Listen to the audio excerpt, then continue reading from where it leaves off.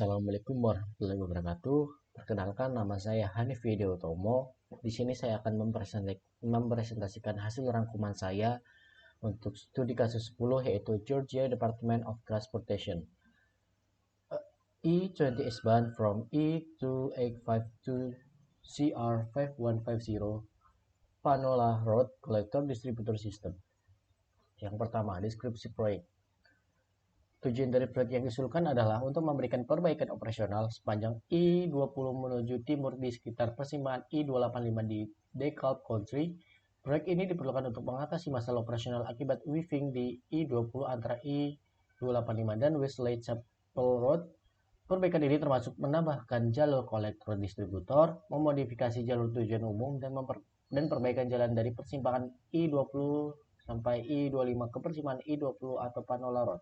Dengan jarak total sekitar 4,5 mil, proyek yang diusulkan menjadi subjek studi value engineering ini dimaksudkan sebagai proyek jangka pendek dengan umur desain kurang lebih 10 tahun. Untuk persimpangan utama itu ada persimpangan I-20 dan Wesley Chapel Road. Di sini dapat terlihat. Lalu ada persimpangan I-20 dan Panola Road. Ini adalah persimpangannya. Dan yang terakhir itu persimpangan I-20 dan I-285. Berikut adalah gambar untuk persimpangannya. Selanjutnya, biaya konstruksi proyek.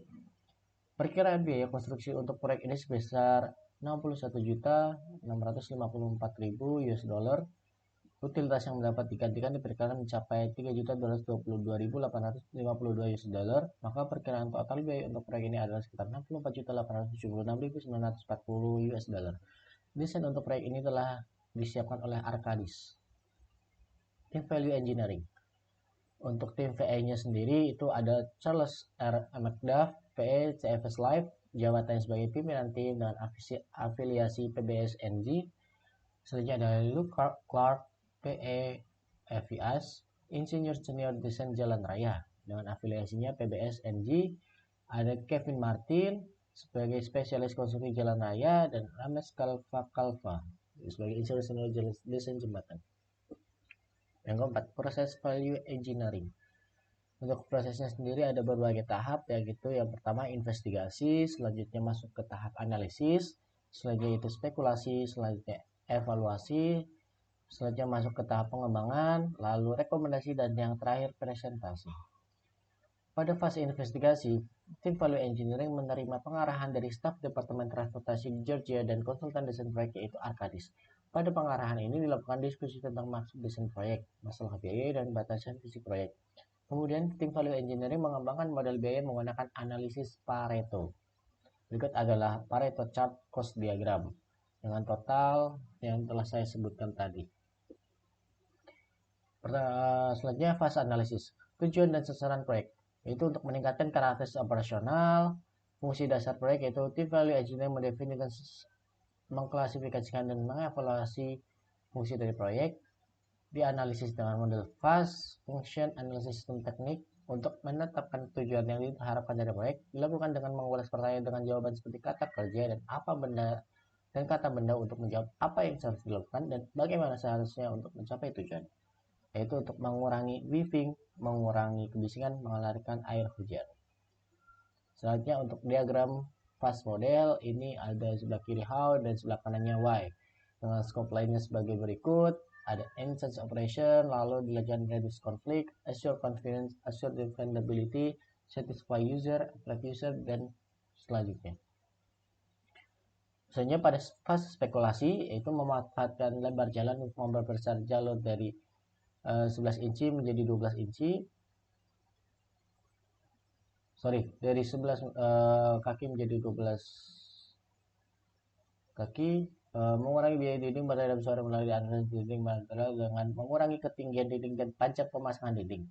Mengulas geometri lalu lintas dengan menambah desain yang efektif untuk mengurangi gangguan di sepanjang bagian koridor I-20. Selanjutnya fase evaluasi, tim value engineering memutuskan alternatif mana yang harus dijalankan. Untuk menentukan alternatif yang dijalankan, tim mempertimbangkan beberapa kendala dan proyek.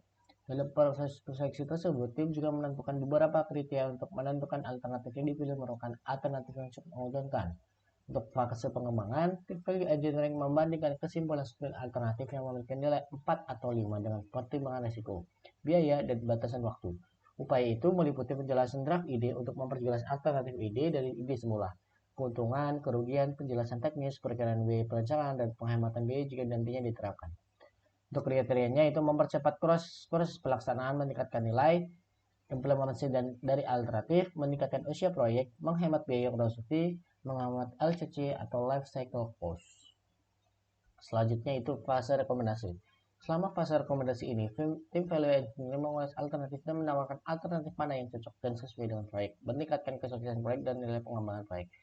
Berikut adalah beberapa alternatif, yaitu yang pertama AC1 dengan deskripsinya menggunakan bahu luas selebar 10 sebagai pengganti 12 pada jalur kolektor di sirkuit LPGD. AC2 berkoordinasi dengan proyek pelapisan ulang untuk pemeliharaan yang diceritakan PI nomor M003234.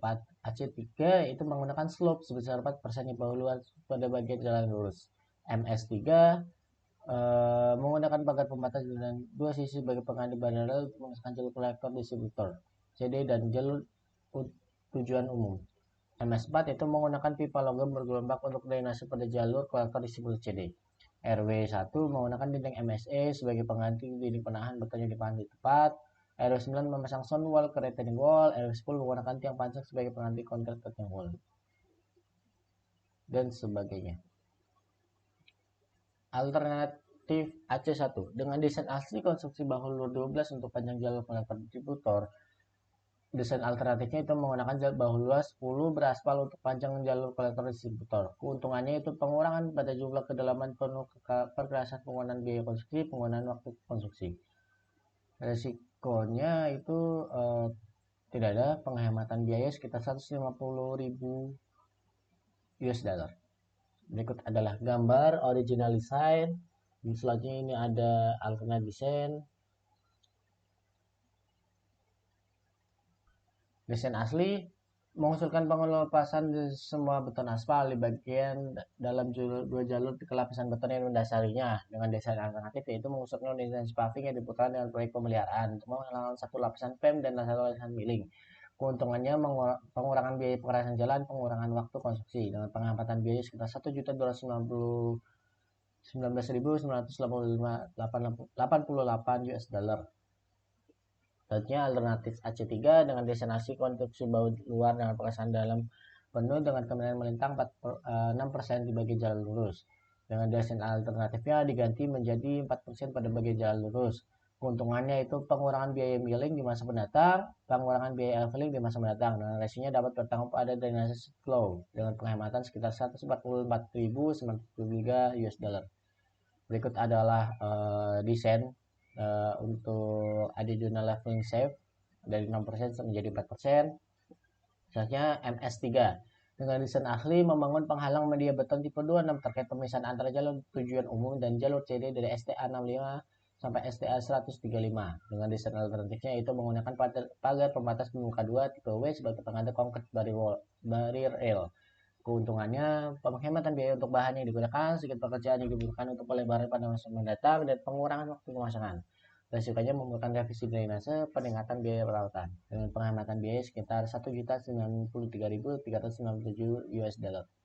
Berikut adalah desain konkret media barrier, dan ini diganti menjadi desain W double side guardrail tipe 2. Alternatif MS4 yaitu dengan desain asli membangun penghalang media beton tipe 26 terkait pemisahan antara jalur tujuan umum dan jalur CD dari STA 65 sampai STA 135.